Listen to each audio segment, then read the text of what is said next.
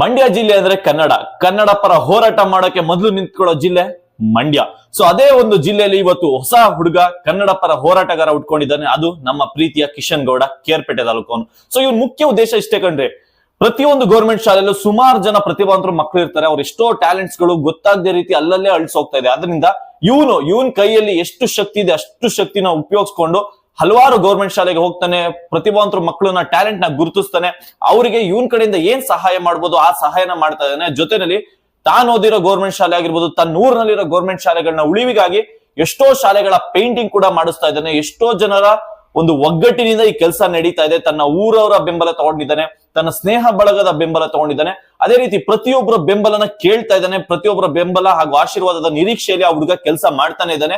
ಇವತ್ತು ಇವನೊಬ್ಬನ ನಾವು ಬೆಳೆಸಿದ್ರೆ, ಸಪೋರ್ಟ್ ಮಾಡಿದ್ರೆ, ಮುಂದೆ ಈ ರೀತಿ ನೂರಾರು ಜನ ಉಟ್ಕೋತಾರೆ. ಬರೀ ಬಾಯಿ ಮಾತಲ್ಲಿ ಭಾಷಣದಲ್ಲಿ ಕನ್ನಡ ಉಳಿಬೇಕು, ಕನ್ನಡ ಸರ್ಕಾರಿ ಶಾಲೆಗಳು